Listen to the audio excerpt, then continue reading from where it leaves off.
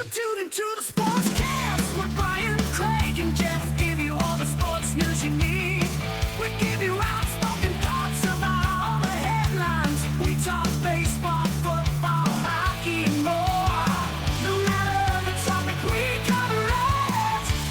Get ready for the show and keep it outspoken. Keep it outspoken. We keep it outspoken only on the Sportscast.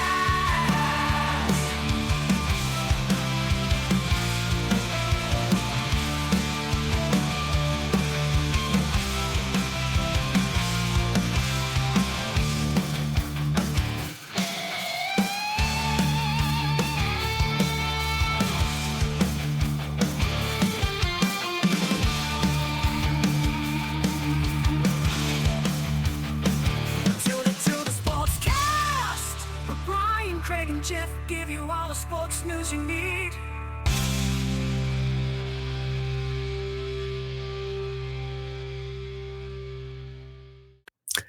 All right, guys. Hey, welcome in to the first live stream episode of the Outspoken Sportscast.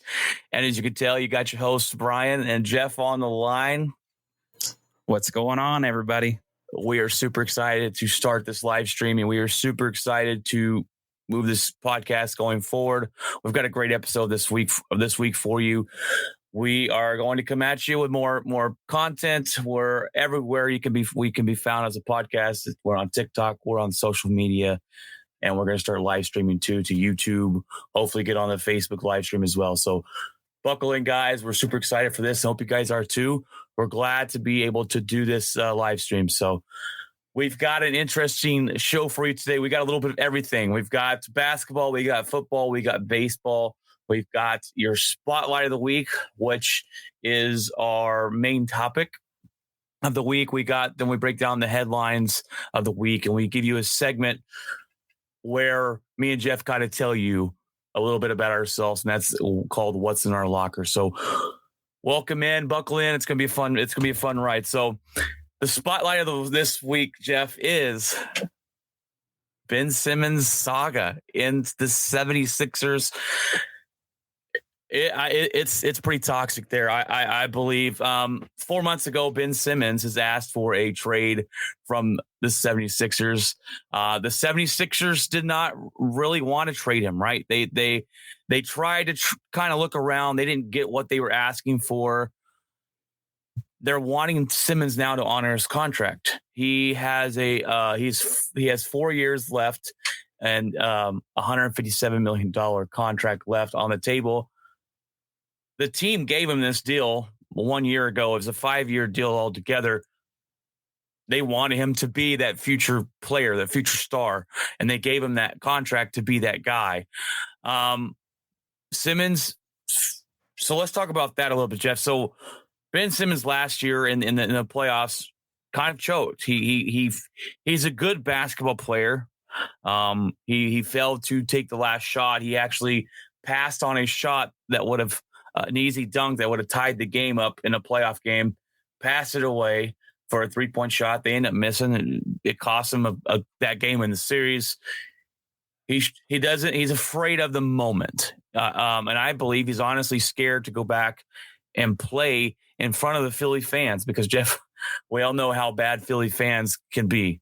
So, oh yeah. They're one of the worst fan bases as far as being so mean, I guess you would say, to their own team. They're a passionate group. Philly fans are a passionate group, and you know they're nice people and stuff. And I think that they're avid sports fans, and that's kind of what makes that fan base in general unique. Whether it's basketball, football, I mean, obviously that's a big, huge football town. And even whenever they were the Phillies were also part of the World Series like that, their fans were very avid. Right. I mean, well, look at Bryce Harper. He goes over to the Phillies, and he's been a Dallas Cowboy fan all his life, and he had to come out and say, I'm an Eagles fan now. I'm not going to root for the Cowboys. So it is a city that has high expectations for their teams, even though, I mean, they might kill me here, Jeff. they haven't, and their city hasn't won anything in a long while. The Eagles actually did win Super Bowl a couple years ago. Obviously, I remember that. It was their first one, but now the Eagles are really bad. And you got the 76ers who are, I mean, they're a good basketball team and they make the playoffs, but are they really championship contenders? I don't know.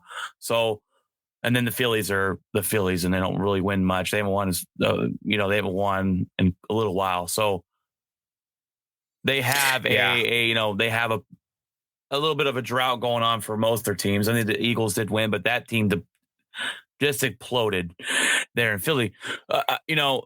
So it would be we talked about this a little bit over the offseason, and to me it would be mind blowing if he ever played another game for them. So his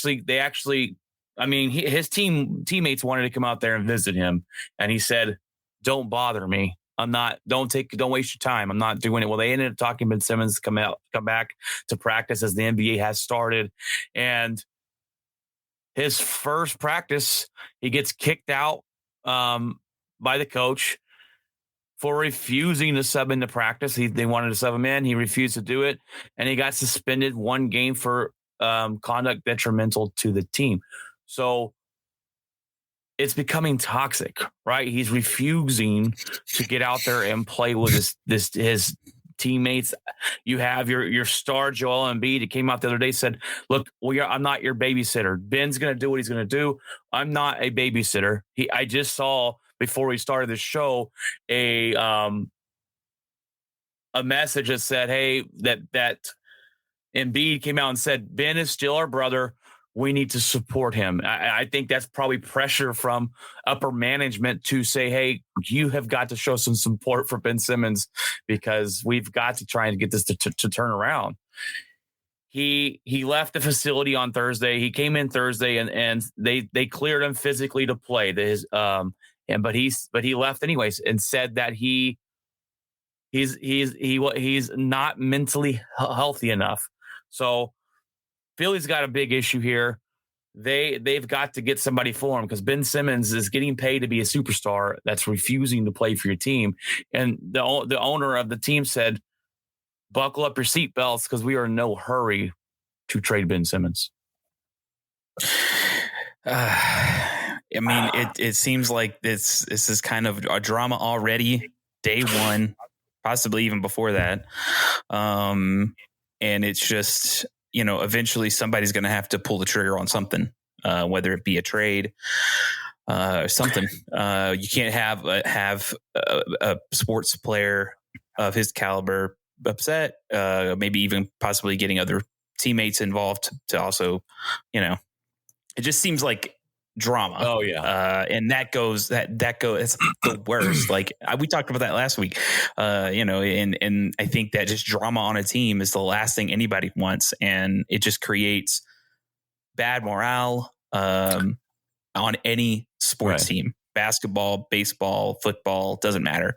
And so, Cowboy fans know this of, Terrell Owens and stuff. So it's just, it creates issues. And it's interesting to know maybe what team he might be on. Is that any kind of speculation as to if they tried? Because eventually something's going to give. I know that is he on a no trade clause or?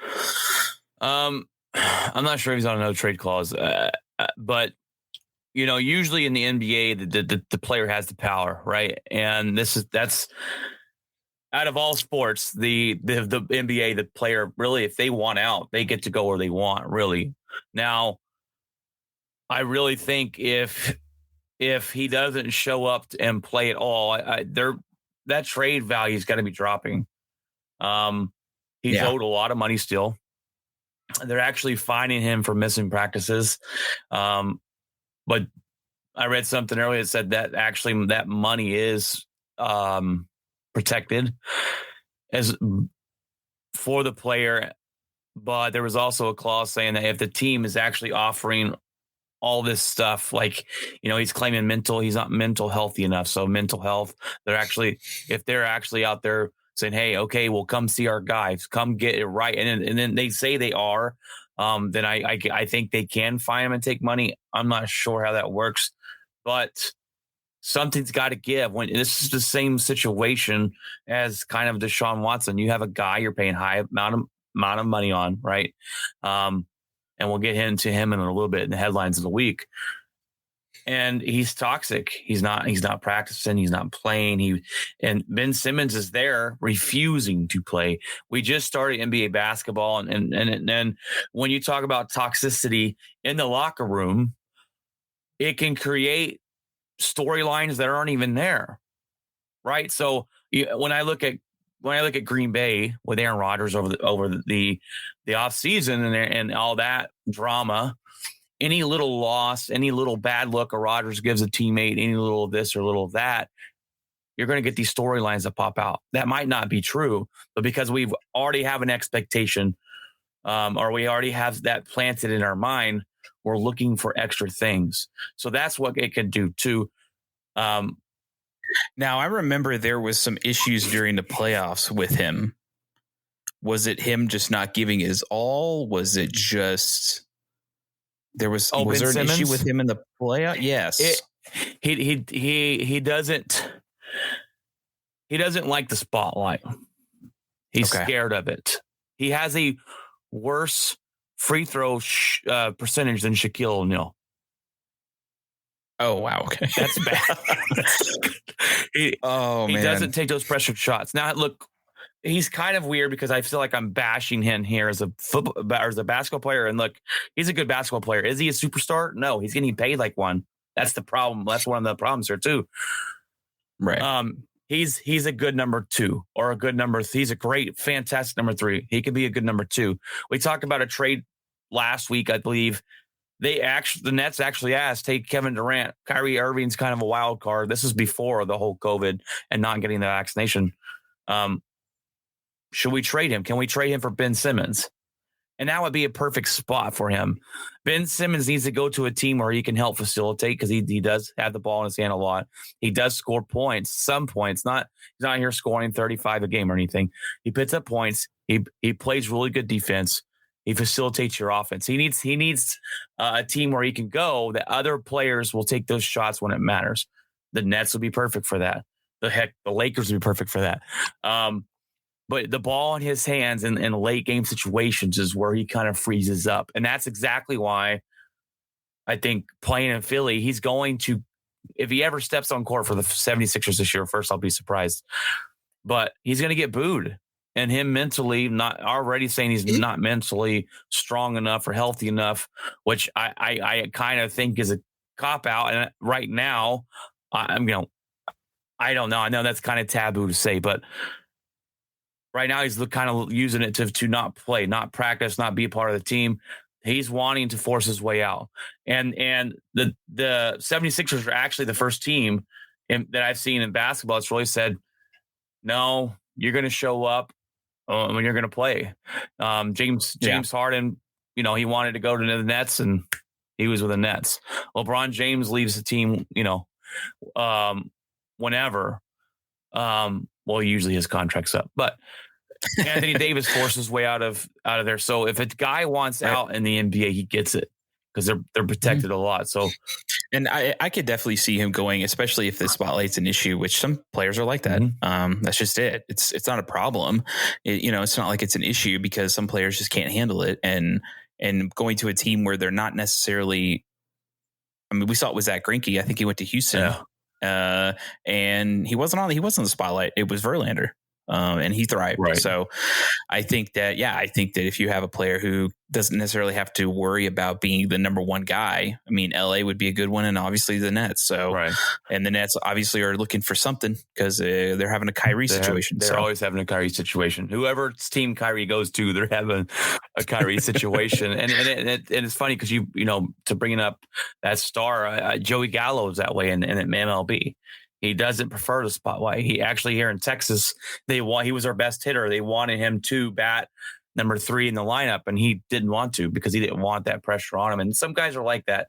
And it's fine when it's in the background, but when it comes into actual playoff games and it's shown, and that's when it becomes an issue. And that's when people start asking those questions. And my biggest thing with Ben Simmons is, why hasn't he worked on this stuff? Why has he not? That's my biggest negative thing about Ben Simmons. The great basketball players, Kobe Bryant, Dirk Nowitzki, Michael Jordan, LeBron James, when they're trying to get better, they look at, okay, what do I not do so good?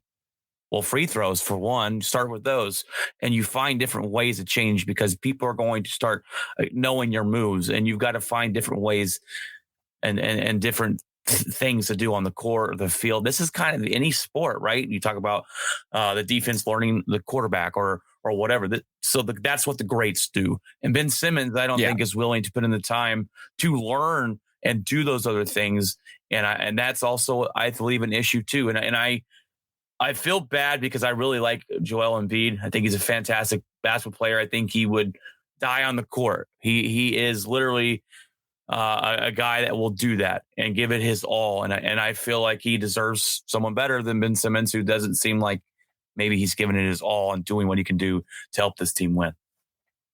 Yeah, you don't want to see anybody waste a career because somebody else on the team is causing some issues. So I think Joel Embiid is definitely looking for something, and hopefully they put a package together some point and get something for him. They need to do it. What are they? My question too is, what are they waiting on?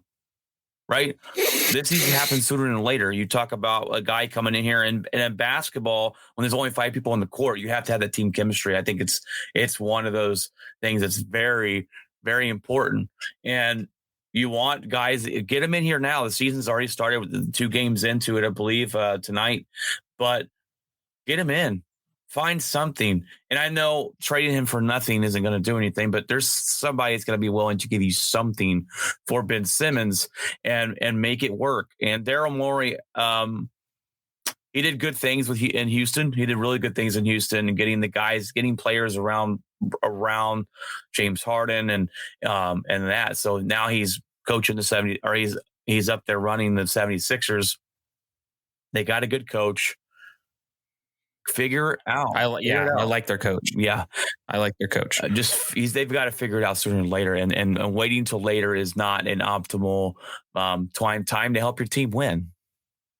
Yeah, and this was a narrative even last season with the playoffs and everything, and I think I'm pretty sure it was Doc Rivers, right? He's the one who's coaching the team. Yeah, I think it was just Doc Rivers was brushing under the rug, but. And he also did something really good. I don't remember. He kind of said, like, we still back him.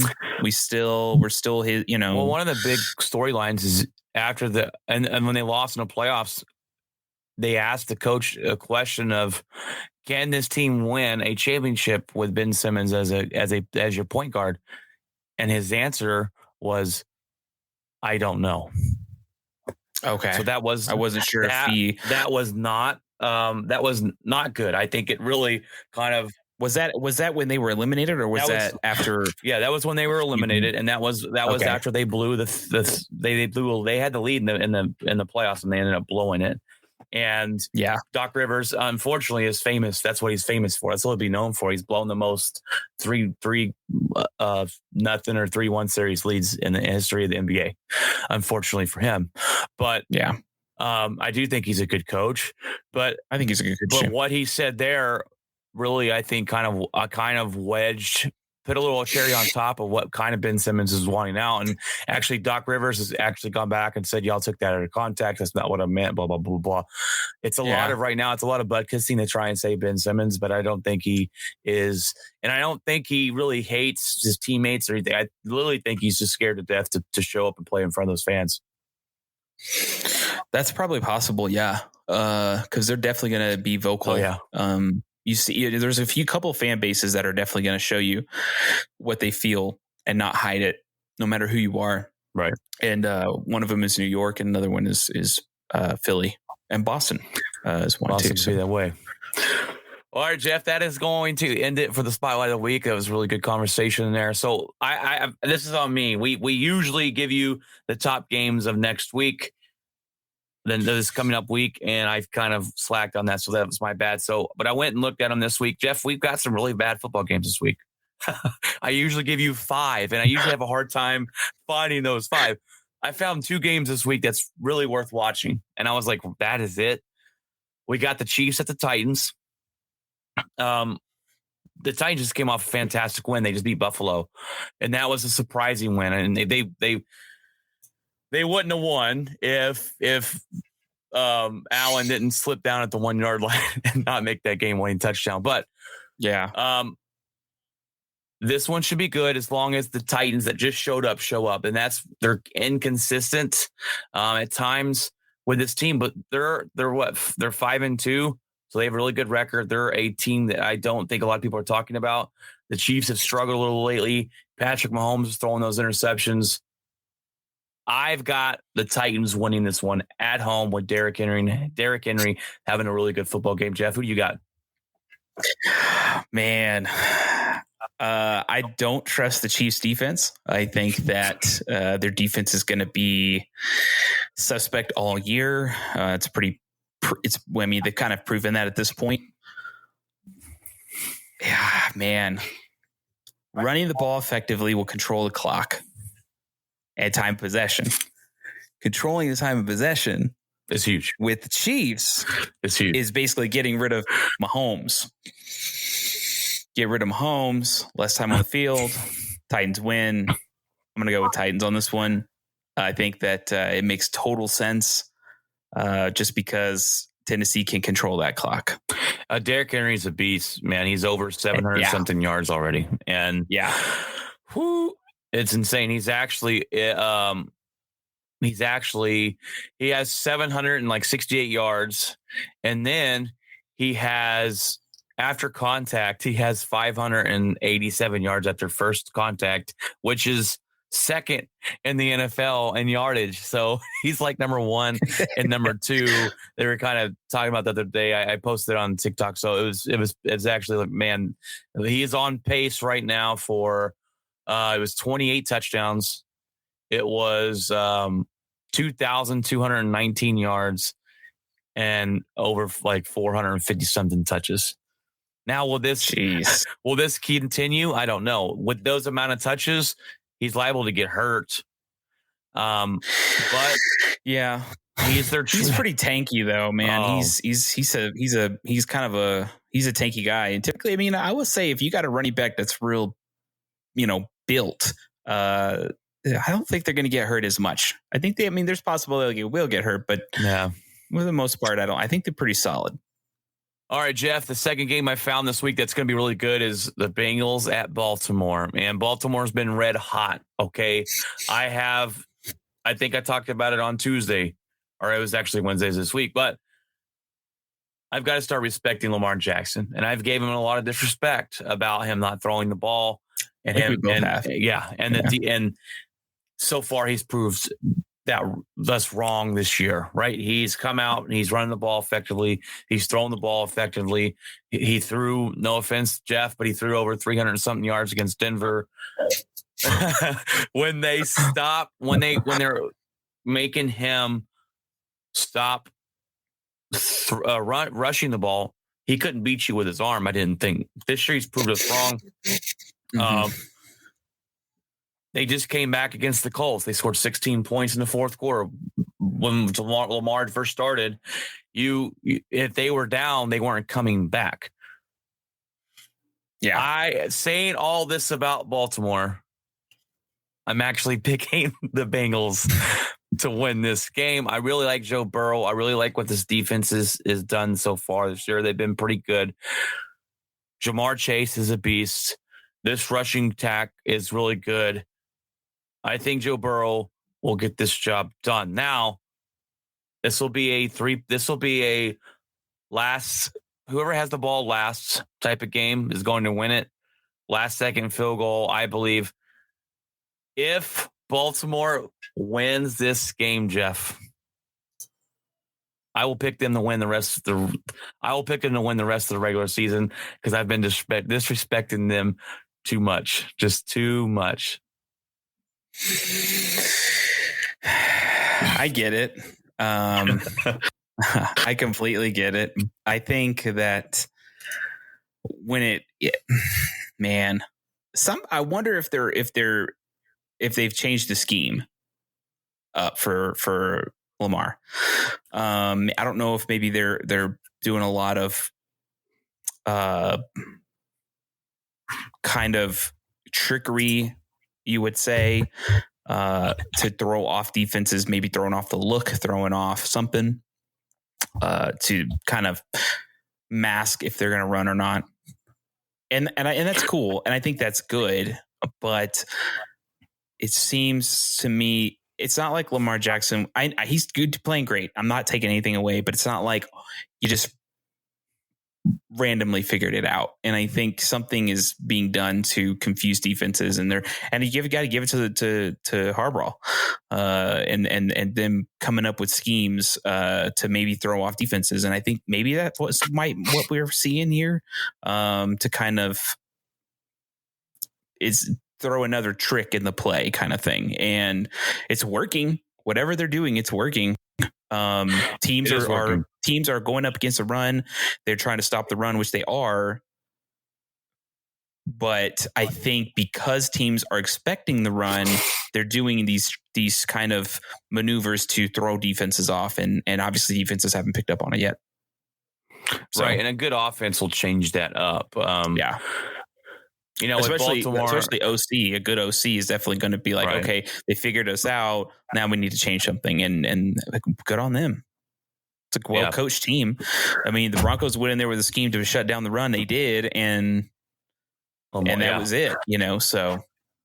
And I've always figured that Lamar's skill set lacked him to be able to do other things, so that they were kind of limited in what they could do offensively. And I think they're starting to open up more of those things that they didn't think Lamar could do, and trusting him some more. He's got the same offensive coordinator, Greg Roman. So yeah, kudos to this coaching staff figuring out maybe more of unlocking more of his throwing the ball abilities. But they're looking really good, and they've always had a really good defense. And when you've got those combinations, you're set up for success. And you're going to have those games like they had against the Lions, right, where they won on a 66-yard lucky field goal. Every team has that game. Every teams have those games where they don't win as much as they should, or they almost lose to a bad team, but they get the job done. And kudos to Baltimore. They're getting it done. I like the Bengals. I am a little biased. I do like Joe Burrow really, really much, really a lot. But I can see this game going 50-50. I just like the Bengals in this one. I'll go opposite on this. I'm going to go with Baltimore. I think Baltimore defensively is something to be reckoned with. Obviously, my team had problems with them the whole game. They stopped the run. They confused, they basically clogged up the lanes to run whatsoever. And then they obviously were able to get to the quarterbacks pretty easily. So, and I'm not saying the Broncos have a great offensive line. It's okay, but it's not perfect. And so it's just, I think if they can get to Burrow, it's going to cause some problems. And if that happens early, it's going to be a very long game for Joe Burrow. I do think it's going to be close. I don't think Baltimore's team is going to just blow people out. It's right. Just they like to run the ball. They like to run. And they like to control the clock. They like to, So I think this team it's going to be a low scoring game, but I do pick Baltimore to beat them by, I say, 10. Okay. I can see it happen. Like I said, Baltimore's tough, and I put a lot of disrespect on them, but we'll see this weekend, Jeff. Something that broke this week as the trade deadline is actually November 2nd, which I thought was kind of soon for the NFL. Trade talks continue heating up between the Houston Texans and Miami Dolphins and Deshaun Watson. Now, the head coach, Brian Flores down there in Miami, says Tua Tagovailoa is our quarterback. But what else is he supposed to say? This trade hasn't happened yet. Or it might not happen, but it hasn't happened yet. So, of course, he's got to put faith in his quarterback, obviously. Would you, Jeff, if you're Miami, would you trade for Deshaun Watson?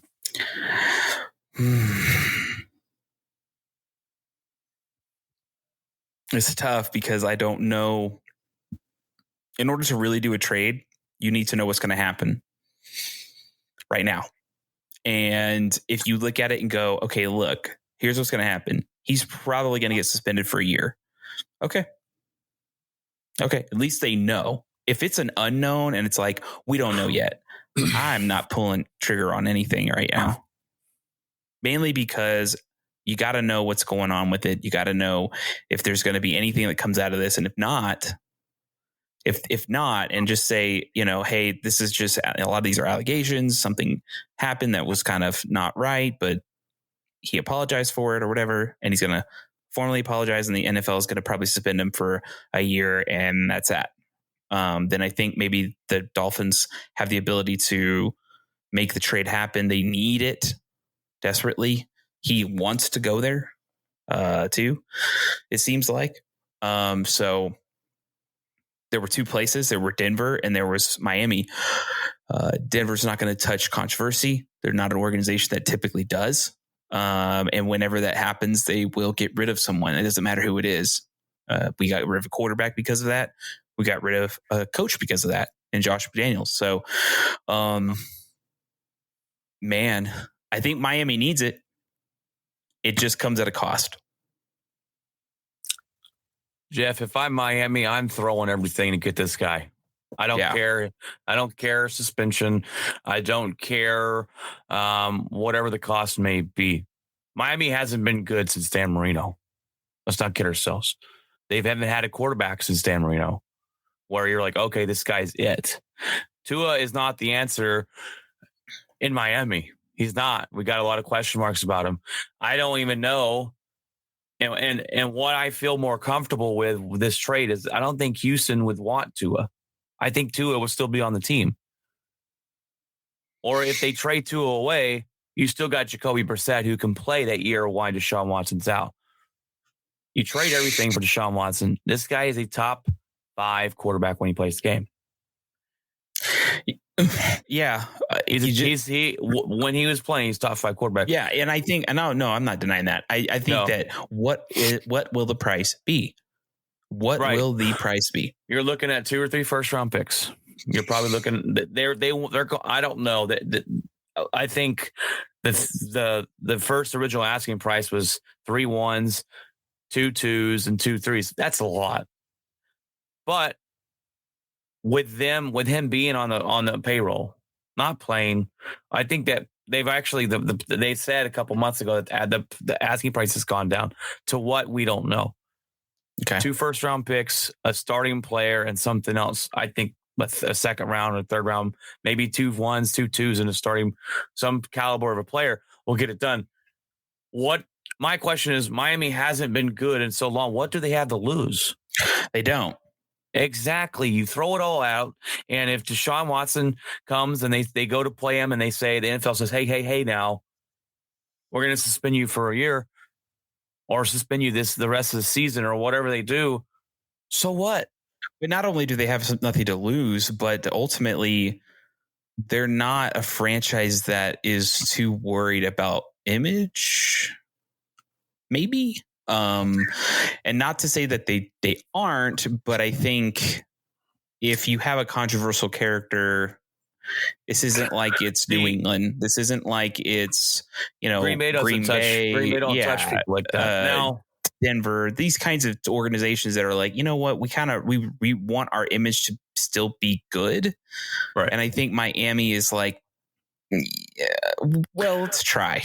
Well, look, so this is something that's a tough conversation to have with a lot of people, right? I actually put this out on Facebook the other day and I got a couple responses and they sounded like he's a scumbag. And I said, well, look, you've got to think of it this way. We're thinking of it as a human being to human being, morals on the line here, character. And character is something that you're, especially Deshaun Watson's a leader, going to be a leader, right? Mm-hmm. You want. Has he been proven guilty of anything?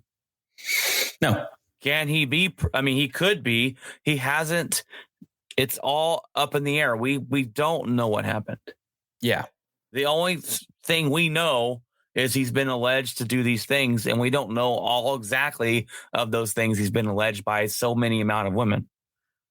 Now, I'm not here to sit here and tell you that Deshaun Watson's innocent or guilty. But as a general manager of a multi-million-dollar company, it is your job to set those morals aside sometimes and make the tough decisions on bringing guys in to win. You hear Jerry Jones say it all the time, right? I would write up any amount of check to win a Super Bowl. Now, I don't know if you believe that. I don't, but well, you can't in the NFL. Yeah. Well, yeah, you can. He's the reason, but okay. True. If I'm Miami, I'm going, what else do we have to lose? We haven't been good. Worse, and he's only 25. He's young. Yeah. He can afford another year off. My question is, if he's suspended for a year, the NFL, to me, if they suspend him for a year, they have to have actual evidence of something. Yeah. And right now, we just don't. Because the player association is not going to allow that if there's no evidence. He's going to immediately go to the player association and they're going to have a problem. They could appeal that and maybe win. Yeah. I just, as an organization that hasn't won anything, right? As an organization where based off talent alone, yeah, they have a good defense. Yeah, they've got good wide receivers. Two is not the answer. I'm not saying he's terrible. He's not the answer. Jacoby Brissett's not the answer. You've got I think a fantastic head coach there. Go for it. And if Deshaun Watson gets traded and he can play in 2 weeks more, that's awesome. You got to also think about this too, Jeff. Who ran that division forever? Tom Brady, Bill Belichick.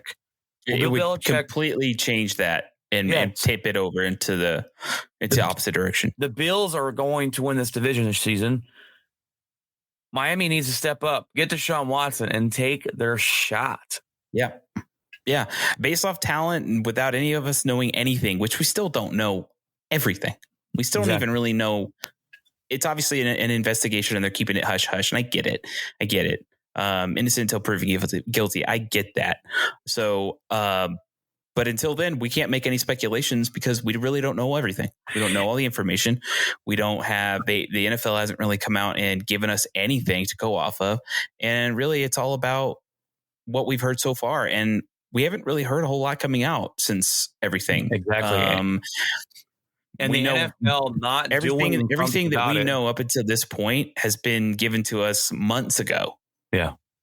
Well, and everything, the NFL not doing anything about this or stepping in and saying something about what kind of punishment we're looking at, if he's going to be punished at all, has really hindered it too. I think they've done Deshaun Watson actually a disservice by not saying if he's found guilty or whatever, this is what we're going to do. So that's also hindering this as well. Yeah. All right, Jeff, I knew we're going to have some good conversations this one, and this one should be pretty good too. So Dak Prescott just put up more passing yards on a Bill Belichick ran defense than anybody in the history. Cowboys actually put up more total yards on a Bill Belichick ran defense in the NFL history. Dak Prescott is now third in line for the best odds to win MVP. Diggs has a 7th interception already. This guy is just picking off the ball left and right. My question to you, Jeff, is 1, how legit are the Cowboys? And 2, where do they rank in the NFC right now? If you had to put them somewhere, where would you put them? Oh, finally, the Cowboys have gotten a good team. Well, they've had good teams, but they just haven't done anything with them. Obviously, they're first in their division. That's no doubt. There's no doubt about that. That's not even an argument. In the NFC as a whole? In the NFC as a whole. Where would I put them? Where would you put them? Right now, I'm not talking about what you think is going to happen in the future. I would put them 4th, maybe 3rd, maybe. Well, give me your. I'll give you my list real quick. My top 4. Your top 5. I put a top 5 in there of the NFC because that's going to be your playoffs. If the playoffs started now, okay, that would be your playoffs. You would add the wild cards, but I Cardinals. Okay. Rams. Okay. Green Bay. Okay. Cowboys. Okay. And okay. And then you got Tampa Bay. Tampa Bay. So in terms of ranking, I would put Tampa Bay and then Cowboys. Okay. That's interesting. So Cowboys 5, Tampa Bay 4, Green Bay 3rd, Rams 2nd, 1st, Cardinals. If you had to go off of right now. That's interesting. Okay. Well, I'm going to give you my lists. My list might shock you. Okay. I got the Cardinals number 1. Okay. They're 6-0.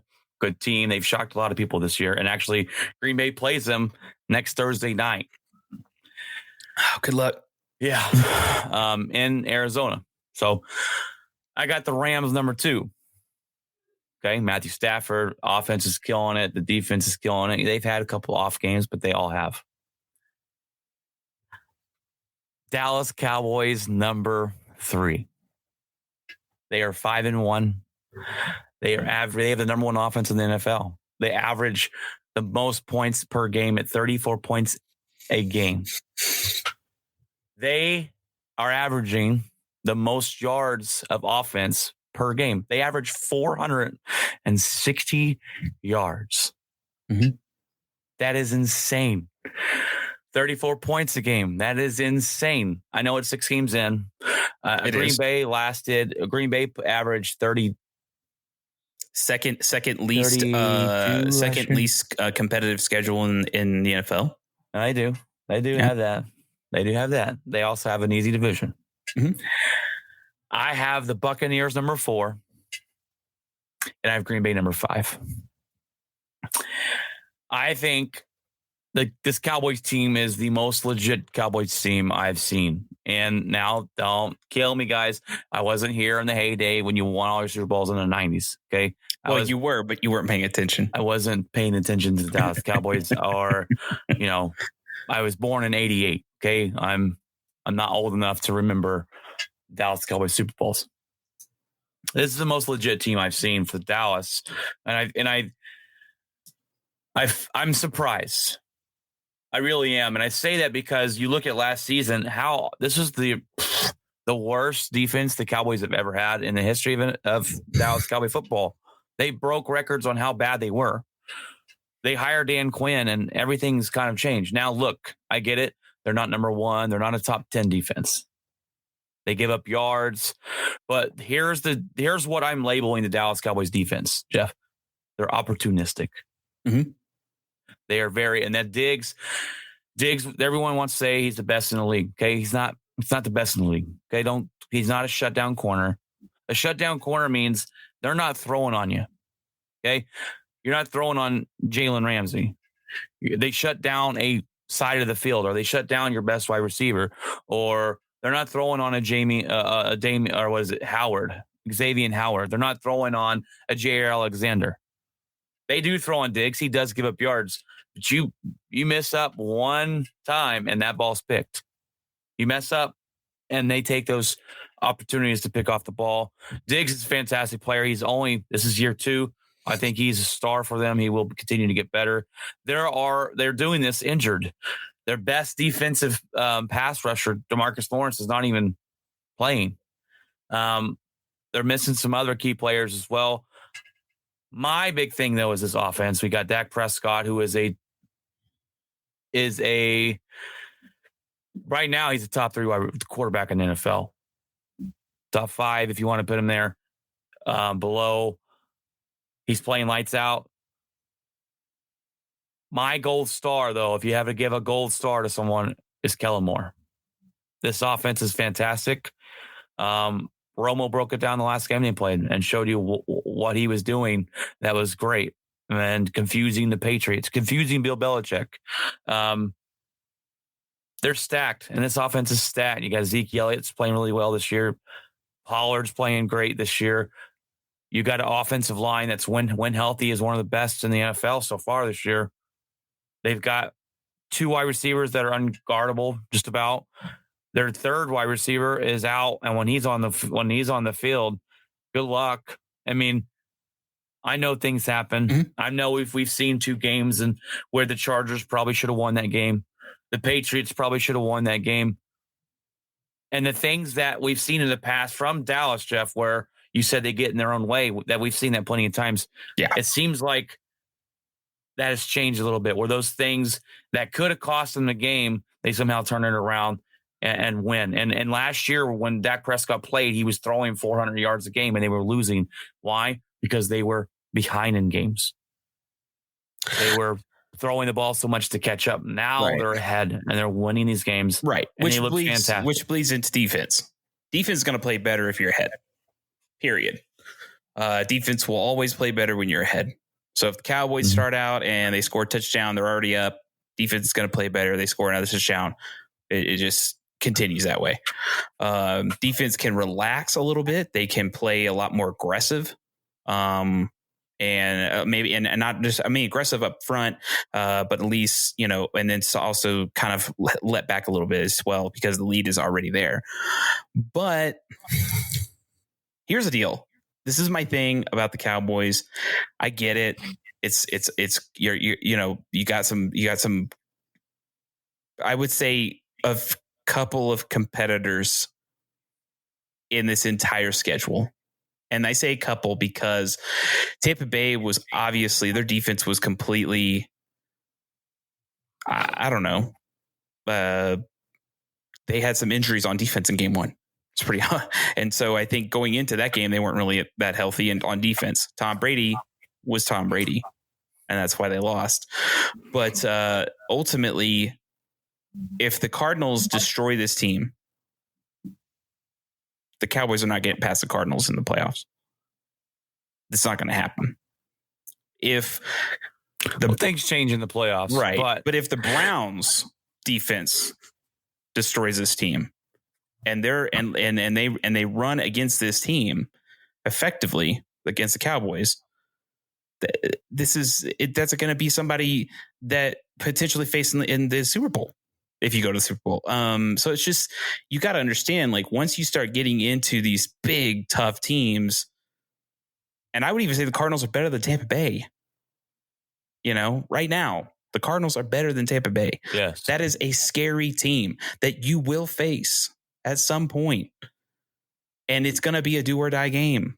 And, and then you got Green Bay, which has schooled you every time he's been on. Aaron Rodgers has owned this Cowboy team for years.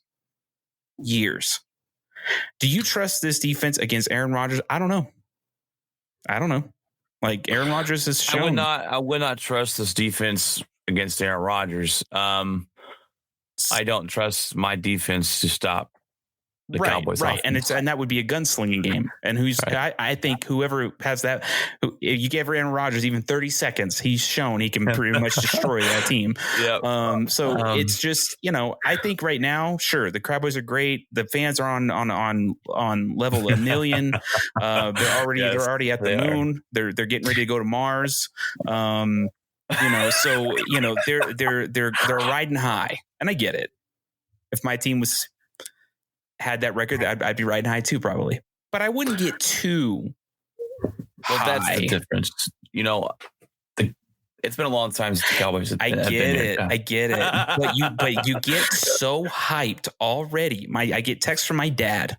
Okay. Yeah, your dad's one of those annoying Cowboy fans. And he's just like rubbing it in. I'm like, it's too early. Like, I get you're happy, but don't start trashing my team, then talking trash. Like, it's just kind of like, dude, come on. Because when something happens, I will not hold back because you didn't hold back. So, but then what he does is he turns his phone off. And I'm like, see, you can't, if you can't handle it. He can't handle it. Yeah. Like, so it's just. That's when you blow up his phone up with 40 billion messages and he has to, when he turns it back on. Yeah. So it's just, I get it. The Cowboys are doing good right now. But as most people in the sports world will look at, they have not been successful in 25 years. Let's not argue that. This team has won how many playoff games in 15 years? Couple? Two? Yeah, two. So get past these massive teams. You beat the Cardinals, then we got something. Beat the Cardinals. I I can see that. I can definitely see both sides, and I can see where you're saying like beat a good team or show it up now or make it competitive. If they even made it competitive against the Cardinals, I would be shocked. I would be like, okay, Cowboys are here. Nah, they'll make it competitive. Okay, they'll make it competitive. Will they beat them? I don't know. The Cardinals have been shocking everybody. The schedule is the schedule. Out. Okay, the schedule is the schedule. They can't control that. I know that. Green Bay has the fourth toughest schedule in the NFL, and I'm looking at it going, oh my gosh, dude, how are we going to make it? But we're gonna make it because we have Aaron Rodgers. But I look at schedules and it's like if you have a competitive schedule, it sets you up better for the playoffs. And I know starting out, like here's the deal: would you rather start out strong or end the season strong? A lot of people don't really know how to answer that question because it's like riding hot at the end, I think, is what sets up. Oh, you want to ride it hot at the end? Oh, yeah. That's all there is. I mean, Tampa Bay, they didn't start off very good at all last year, and they got on fire. Same thing as this year. They were struggling a little bit. And now people are like, once they get all these people back, how big will this team be at the end? And I'm like, well, I could see them really busting out at the end. And then if that happens, Tampa Bay's in the playoffs. They're in the playoffs. They're going to be the playoffs. Yeah. It's Tom Brady playoff time, and that's scary. Yeah. It doesn't matter. Oh, yeah. So I just had to ask that question, Jeff, because I think they're pretty legit. I do think they're legit, but I think it's very competitive in the NFC. It's extremely competitive. There's a lot of good teams. This isn't like before where it was kind of like a couple, you know. Well, and they talk about Diggs and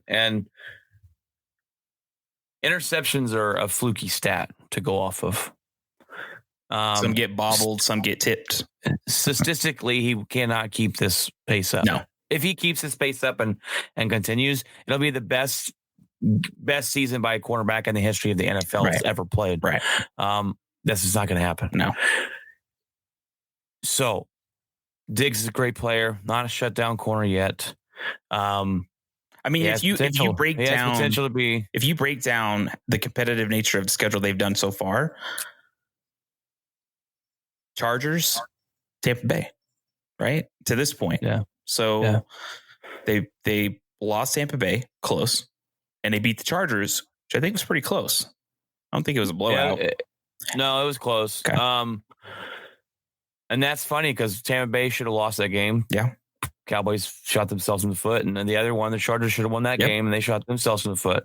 So, and then they played their division, and their division's trash. Yeah, that's not even an argument.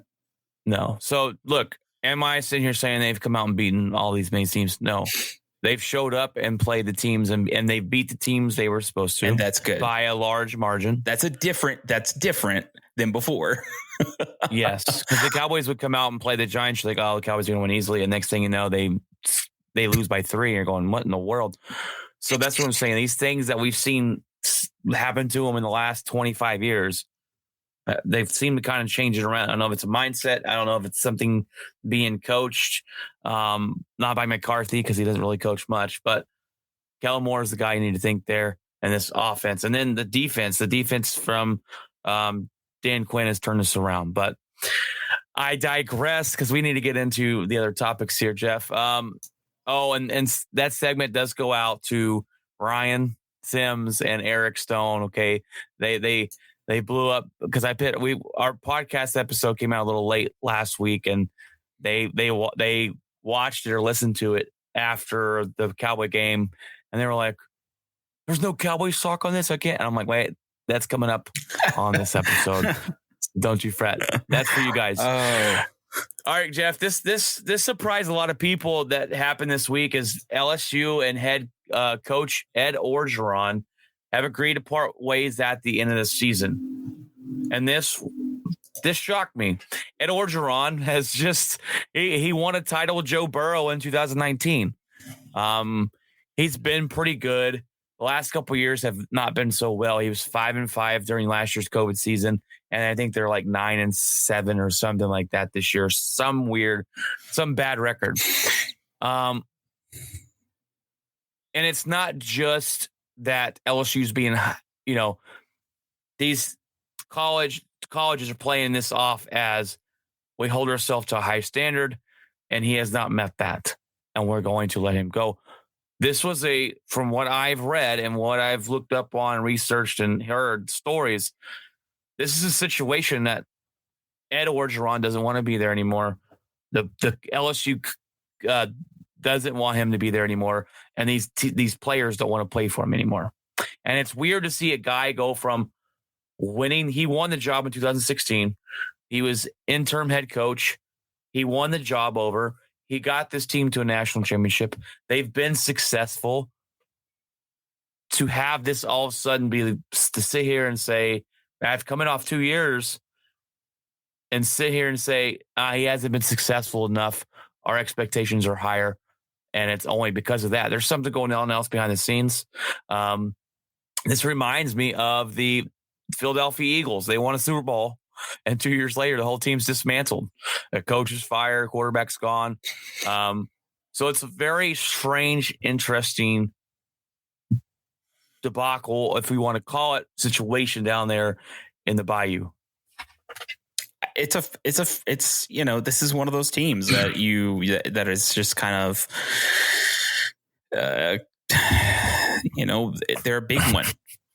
A lot of people pay attention to LSU. LSU's a big campus. They got a lot of talent football wise. A lot of talent comes out of that organization.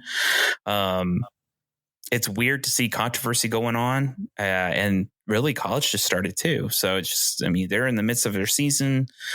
It's kind of odd. It seems like it's going to maybe affect players. Well, what's weird to me is that they want him out of here, and they say they're not too happy with him because of his activity and his outbursts and this and that. Why are you remaining to keep him on your team for the rest of the season? To me, that's just what do these players have to play for anymore? Right? Yeah. Why show up? Why give it your all? I guess those seniors that really want to go to the that's what's going to make it, is because people want to go get drafted. This is going to affect if they don't play. It's going to affect their draft seeding. Not to say that the draft's going to be very exciting this year, because I think maybe not quarterback wise, we're not going to see that, but it doesn't mean these guys. They're playing for a career. You know? And you can see players left and right entering that transfer portal and trying to find somewhere else to go. That's very possible.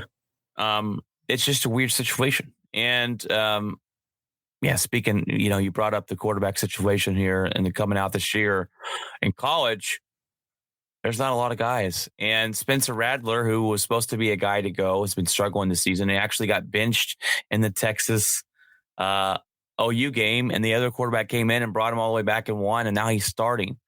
So Spencer Rattler, to be going into the NFL this next season, apparently, to be benched this season, that's not a good look. Yeah. So I could see him entering the portal if he's not going to start and trying to go somewhere else and start. So, but that's just a crazy story, and they call him Coach O. And he's he's fun to listen to. Have you ever heard him talk? Go coach, go type up Coach Ed Orgeron and hear this guy talk. It's the most Louisiana Bayou. Oh, wow. That's sounding cool. Graspy. Yeah. I like his voice. He's pretty great. But, all right, Jeff. Well, baseball is upon us. I guess it's almost over, right? The ALCS and the NLCS is here. Yeah. I'm going full throttle. The Astros, they lead their series 3-2, and they're looking to finish it tonight and go to the World Series. And I hope that the Boston Red Sox pull out a series like they did against the Yankees when they went down 3-1. They just pulled out a miracle. Jeff, we need that here. I don't want to see the Astros go. But right now, they're looking like the best team in baseball. And I hate it. I hate it with a passion. And You got the Braves. They lead the Dodgers 3-2. They were up 3-1. When I saw that, I was shocked. I was, holy moly. I would love to see the Braves go and win this all the way. The talent they have, the young talent they have. But right now, like I said, the Astros are looking to be, they're looking like the best team. And it pains me to say. Just to give everybody a heads up, it's bottom of the fourth. Houston's up 1-0. I hate it. No outs. It makes me sick. And right now, obviously, we all know how Astros have 3-2 lead. So this matchup, I could care less. I mean, I just could care less. These two teams, first of all, we already know why I don't like Boston. I don't have to express that again. And eventually, wait, Jeff, we may have a new audience here live streaming on YouTube. Jeff's a diehard Yankees fan. So I digress there, Jeff. Go ahead. Yeah. And then, and Houston, obviously, because of that, my team got messed up twice during the whole cheating thing that was going on. So, yes, I'm not really much of an Astros fan either, obviously. The Red Sox one goes way back, and then Houston is recent. But these two franchises, I'm like, get whatever. Who the heck cares? Whoever faces them, I hope they destroy them. So if it's either going to be LA or it's going to be Atlanta, I could care less. But I cannot stand both these teams. Man. I hope, I want Atlanta to win. They deserve one. They haven't won one in a really long time. And I remember back in the day watching Tom Glavine and Greg Maddux pitch, and they were fantastic, but they never won. And I would like to see them go. And when I started a season on MLB The Show for PlayStation 4, I chose the Braves to start one of my, because I'd usually do an AL team and I'll do a National League team. I chose the Braves. They've got a lot of talent on that team and a lot of young talent. And I hope they win it all. I'm surprised that me and you last week were projected that probably Dodgers versus Astros. So it'd be nice to see the Braves go. And if the Braves can upset the Dodgers, because it would be an upset, maybe they can go in and upset the Astros too. That would be cool. So, that would be cool. Yeah. And coming from a Yankee fan, I've watched the Yankees beat up Atlanta for years during the dynasty era and stuff. We'd always somehow knock them out. And so if we could to finally see that organization win it, Right. All right, Jeff. Well, we talked about the basketball segment earlier with Ben Simmons' situation. Basketball is back. It is fantastic to have basketball back. It kind of appeared up faster than I ever thought. And as you can see, my background here, we got the basketball goal and the gym lights. So the Bucks, the first night they played the Nets, they got a really great win to start the year against Brooklyn. Westbrook struggled his first night in LA. He only had 8 points. He was 0 for 5 for the 3-point line. Mavs get boat raced against the Atlanta Hawks. What are you excited for this year, Jeff? What maybe kind of storylines kick out to you, or what are you looking forward to this season so far, or this season coming up for the NBA? I'm looking forward to seeing. I mean, I'm a Maverick fan, so I'm just wanting to see that team grow. I want to see Luka be, grow as a player, become a better player. He's still so young, and still already good, but I want to see some evolution there a little bit. I think we will. I think he will be a better player in general. And then I'd like to see like Jason Kidd, mentor him a little bit. I think that's a really cool matchup, between them. I think they're a cool group to kind of see the old school player that maybe Luka probably didn't look up to him because I think he was a huge Kobe fan, but it's interesting because we all know Kidd. And so then seeing Kidd mentor Luka, it's kind of cool. So, and then obviously I want to see Porzingis. I want to see him become more of a better offensive player and be what he used to be. And maybe Kid allows that. Maybe whatever they draw up allows that. I'm not going to go. A lot of people have just been going off the first game, and I'm like, whatever. I'm not even going to go off that because that's ridiculous.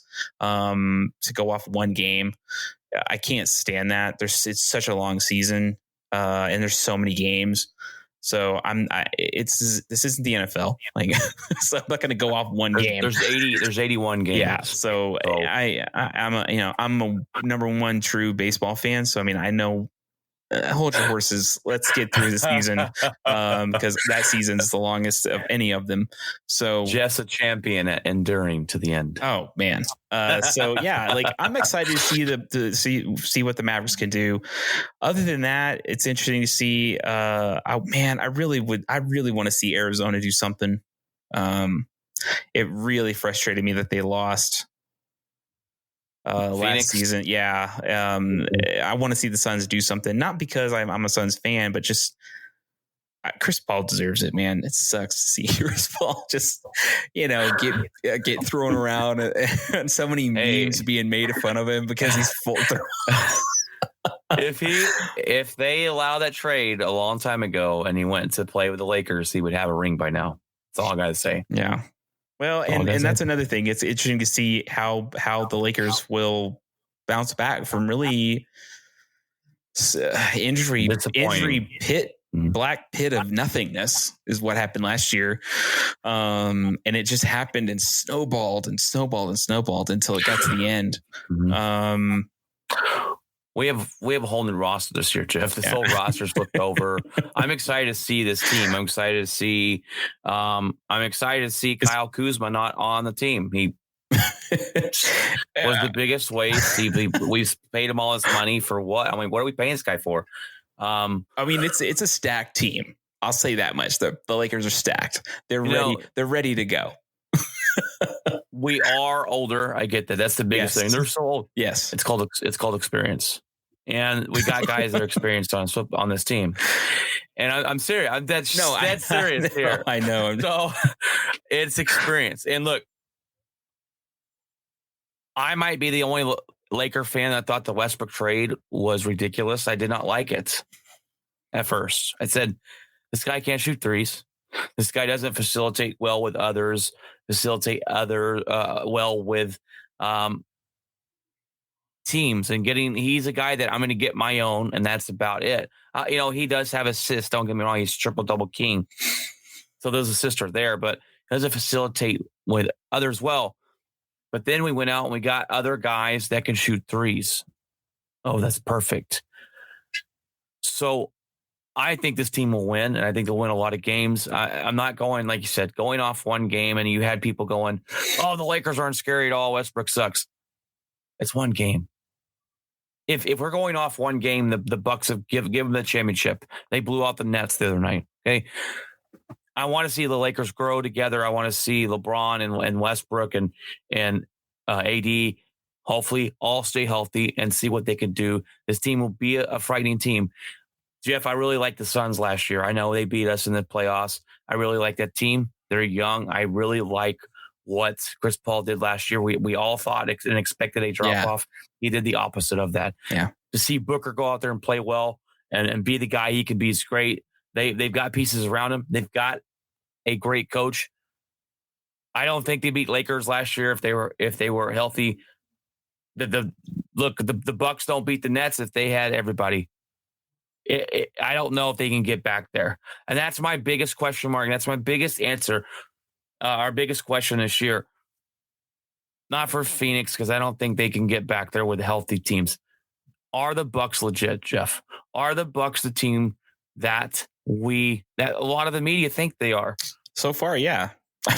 After one game. After one game.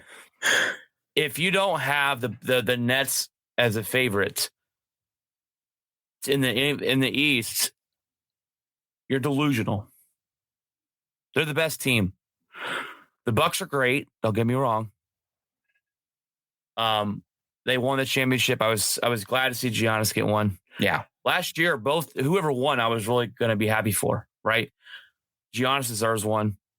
But I take them as a team that can beat the Nets in a game 7, win healthy to get to the finals.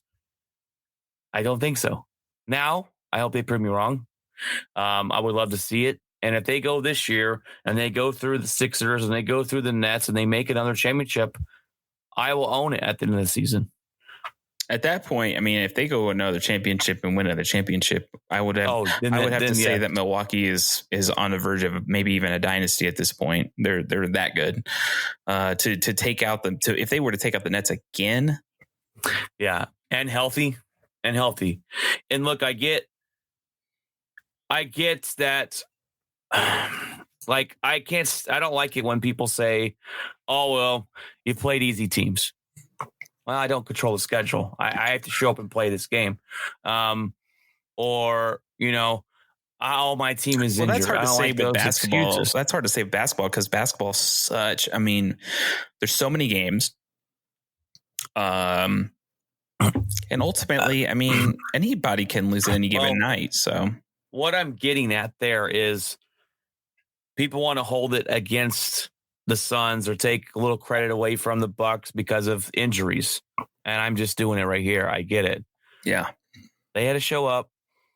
They had to face a team that showed up. They don't control that. Would we want to see this team stay healthy and win it all the way? These teams stay healthy. Yes. But this is part of the game. It was an entertaining game, I will say. Oh, these series last year were really entertaining in the playoffs. That last game, that game 7 between the Nets and Milwaukee, that was crazy. That was a crazy game. Oh man, he was a toenail length away from sending the Nets on, and the Nets probably would have smashed the Suns, but. I digress. I think there's a lot of young talent coming into the NBA. You talk about Luka Doncic. Look, I'm a Lakers fan. I'm a Kobe Bryant diehard fan. I love Kobe Bryant. Rest his soul. I love Shaquille O'Neal. The second team that I watch in this house is Luka Doncic. He's a beast. I love him. I love watching him play, the things that he does. Those storylines with Dallas, the question marks is, can Porzingis be that guy? Mm-hmm. And I'll come out and tell you right now, I don't think he's that guy. I hope I'm wrong because Luka needs some help. And you've got to give him some help or he's going to leave. But I would like to see him be the Dirk Nowitzki. I would like to see this guy stay there for years and win a couple championships and really put his name on the map. But the things he's doing right now is mind blowing.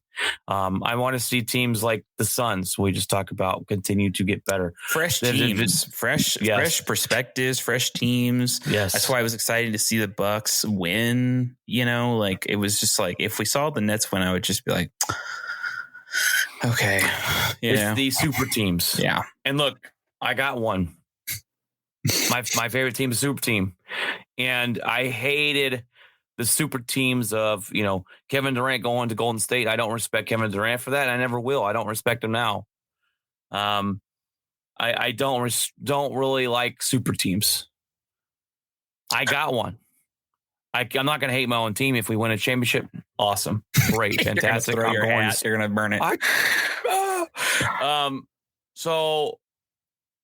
But it is what it is. That is the NFL, and everybody's trying to find 3 superstars to play with. Last year, it kind of seemed they went to the duos. You had 2 guys here, 2 guys there, 2 guys there, and that was okay. It's not really a super team. I didn't consider the Lakers a super team last year. Now they kind of are. Westbrook is a superstar. Yeah. They've got Anthony Davis. They got LeBron James. They're going to be a scary team. The Nets are a super team. Right now, it's looking like it's going to be the Nets and Lakers. If you had to look at on paper and players and everything, you're probably thinking Nets and Lakers championship. But the fun part about the NBA, at least this last season, and hopefully this year, is when it comes down to the nitty and gritty, we might see a different matchup. Mm-hmm. And that's what makes it interesting. Surprises. And I think that's what's good. I think it's good. Yeah. I think it's good for the NBA. I think it's good for fan base. Fantastic. I think it's good for viewership. I think I guarantee you there was a lot of people watching the NBA last year because it was like, what? Like Milwaukee's, what are you talking about? Like the Suns, what are they, and so I think a lot of people watched. I think it does. I think it does bring back some people to watch. That's a touchy subject, Jeff, because the NBA, they have lost quite a bit. They've lost quite a bit of viewers just because of protesting and all that stuff. But I think like in terms they've actually lost the most out of any other sport. I think there was a lot of buzz behind the playoffs last year. It was all over the social media. It was all over YouTube. People were reacting to some of the videos. I remember in I've never seen that before in a long time. So it was kind of cool to watch reaction videos to that game 7. It was cool to watch, as much as it was funny, these random memes of Chris Paul being thrown around the floor. And so, and he actually played off of that. And so, it's kind of cool. A lot of people, it seemed like the NBA got a lot more traction on multiple platforms last year, more than I've ever seen it. I do agree with that in the playoffs, and I felt like I was watching more last year. I feel like I was more excited than I ever been last year to watch basketball. And when the Golden State super teams were winning, and you knew they were going, it was kind of hard to watch. So these teams that are coming out of nowhere, that are surprising us, that are coming up going, okay, these guys are young enough to win and compete. And that's very entertaining for all of us to watch. So we've got a lot of storylines there in the NBA to watch this season, Jeff. And it's going to be fun. It's going to be fun to unfold and just as the season goes on, see everything that kind of plays out. It'd be interesting. Right. It's be fun. Baseball's coming to an end. We got basketball starting. Football's almost middle way through, which is already insane to me. We got college football going on, so we've got, this is probably the best time for sports, and we're here to break it down for you on the Outspoken Sportscast here. We do this episode usually Friday nights, a big weekend episode here. I'll jump on Tuesdays and I'll give you a kind of a recap of the week before NFL games, so look out for that as well. All right, Jeff. Well, it's been a fantastic show. We've had a lot of good conversations here. We've had a lot of great topics this week. It's about that time. I ask you, Jez, what's in your locker, brother? Oh, man. My locker has been work. That's what's... Well, let me ask you. Have you been working more lately? Because I feel like when I call you, you're always at work. I'm like, is he picking up more shifts? What's going on? No, so fill us all. No. I went to full time just to get some extra moolah, and plus also full time allows me to take vacation days and stuff like that. So I accrue vacation days, and so that's allowed me to go to Aspen and get paid to go to Aspen, and then we're going to go to Texas for 2 days or multiple days, but I'm going to take 2 days off, the 2 days before Thanksgiving, to drive up there and spend time with family, and I'll get paid for those 2 days, and then I obviously get paid Thanksgiving Day and Friday. So it's good to be able to have that ability. Once I come back, though, I think I will start, figuring other things out and stuff like that. But I like where I work. The people are cool. They're cool to work with. The owners are cool. They're always understanding about stuff. So I don't really have anything to complain about in terms of work wise. It's a pretty easy job. So don't tell them I said that. So yeah, other than that, I've been playing some more Ghost of Tsushima, trying to get to where I had left off before I got the PS5.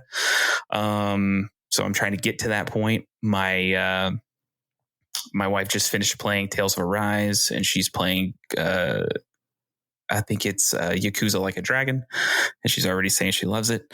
I knew she would. It's kind of a quirky Japanese game, but if anyone listening, look it up. It's pretty insane. Other than that, I played more Rocket League. I'm obsessed with Rocket League until Last of Us Faction comes out. That's my go-to multiplayer game until I jump on with Brian, play some Call of Duty. We got Call of Duty stuff starting back up here this in this next month. So, and we do have a Twitch show if anybody wants to hop on there and watch us play. We might even live stream this stuff to Twitch as well, but we're still figuring that out. But yeah, I do go ahead and Twitch when I can. And then once Call of Duty comes out, we will be live streaming Brian and I playing Call of Duty. That Vanguard is good, man. I like it. It's very good. And so, yeah. And other than that, just watching some absolute garbage Broncos. Yeah, that was a bad one on Thursday night. It was a nail biter, and it really made me mad that our defense couldn't stop that run. But that O-line, man, the Browns O-line is ridiculous, guys. It is ridiculous. They have two starting running backs. So. Their offensive line is too good, and they were just creating holes like nothing. So that running back just had. I mean, you just name it. Like as soon as they snapped the ball, there was a hole.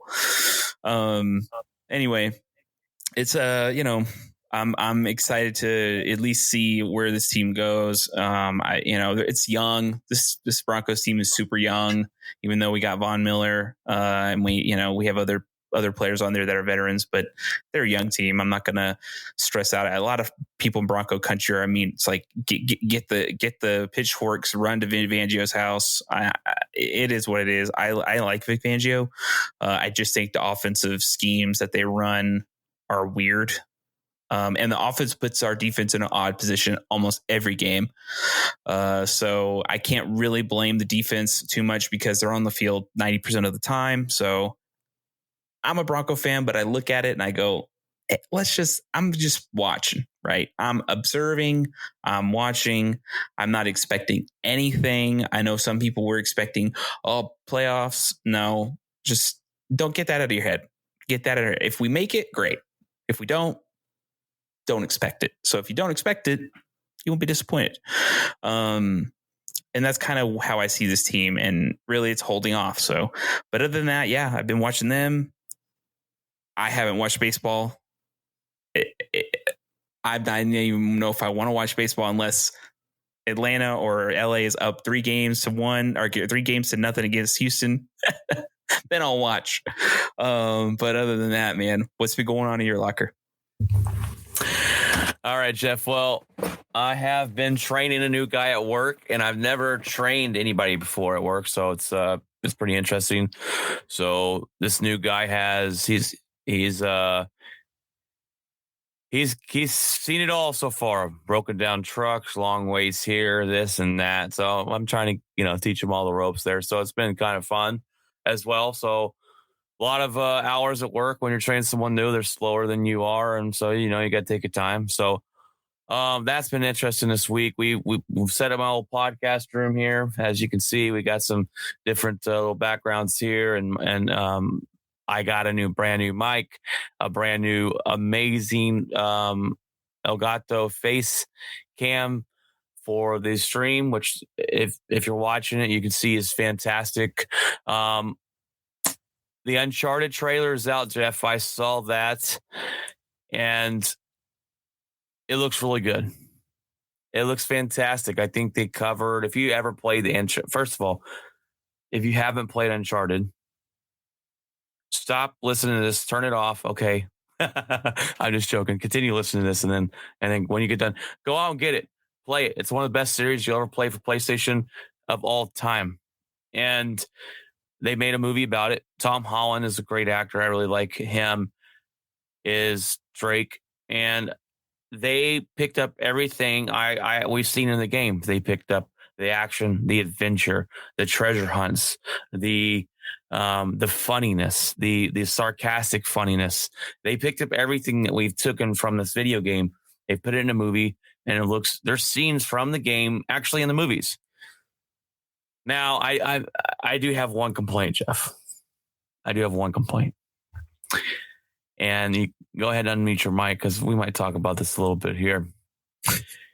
When I go and watch a Marvel movie or a fictional movie, I know there's stuff that's not going to happen in real life, right? I know that you're going to see the Hulk smash. You're going to see the God of Thunder. You're going to see things that that's not going to happen in real life. I get it. Different realm, different whatever. This movie is based off a video game, which in a video game, you can do whatever. I get.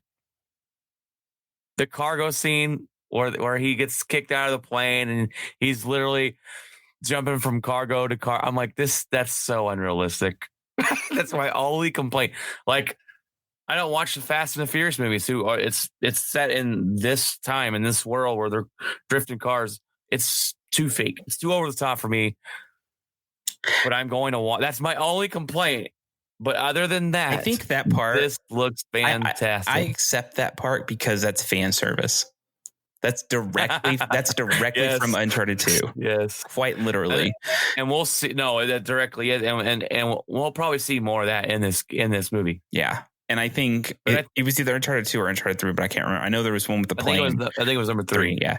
And so, yeah, it's fan service. That specific scene is directly just for, here you go, fans. Enjoy that. You got to see it on film. You got to see it on the big screen. Now we're good, and I think that's fine. That's fine. But really, ultimately, it's going to be a mix of action, over the top, national treasure movie, the ones with Nicolas Cage, you know what I mean? Yeah. So it's like, you do like those movies, then this is what's going to kind of be like that, but put in the Fast and Furious, Yeah. Well, it looks really good. When I saw this trailer, I said, okay, if I'm playing this video game, if I'm plugging this video game right now, am I going to pick up those things that this video game has? And you do. Yeah. You pick it up right away. And I agree. It definitely is fan service. So I can see that. Yeah. I'm going to go watch it. I think Tom Holland is a great actor. And then Mark Wahlberg is playing Sully. Tom Holland to me still looks like he's and sounds like he's 16. So it's kind of hard to imagine him.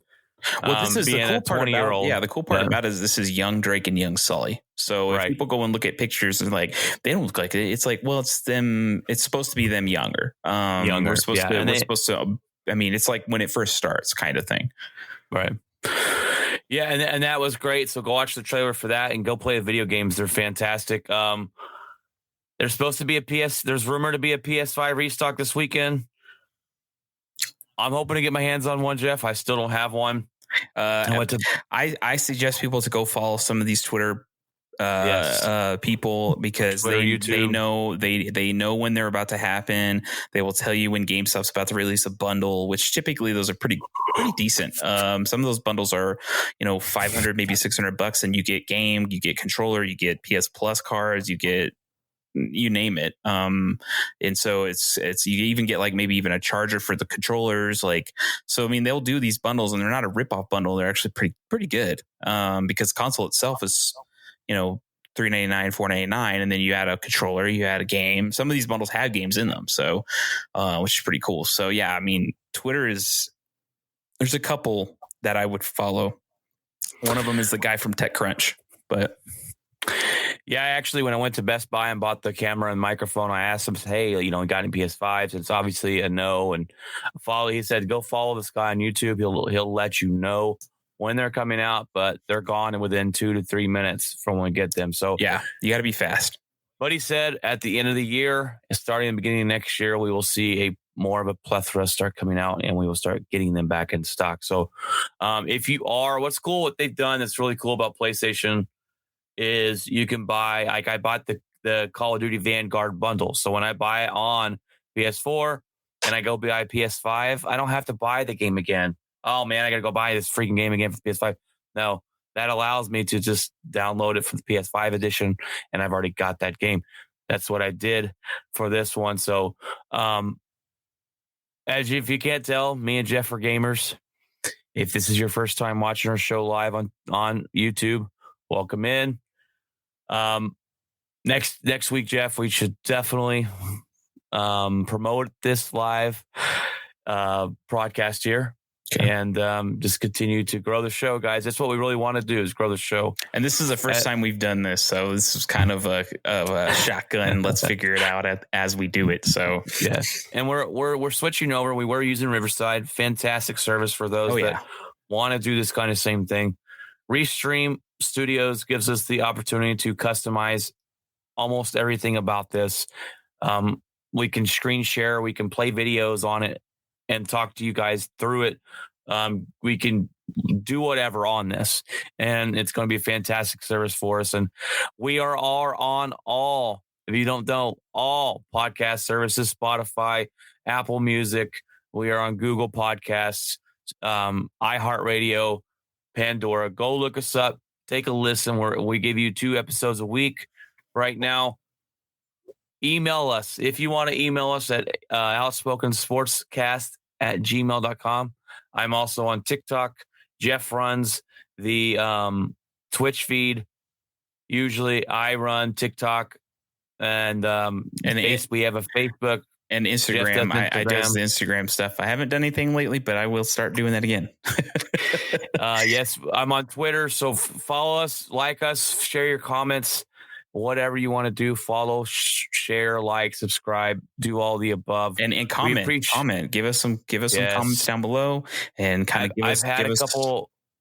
Oh, sorry. Go ahead. Oh no, I was just going to talk about it specifically on YouTube, but yeah, just if you have any questions, concerns, comments, anything, just let us know. If there's a topic you want us to talk about, let us know.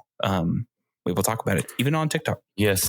I have a couple of topics given to me from some people that are like, hey, maybe what's your opinion on this? Or I had a guy on TikTok ask for a couple of videos of my opinions and on that. So on certain different things, and I'll throw out a 3-minute video of what I think about a trade or whatever they want to know. It's perfect.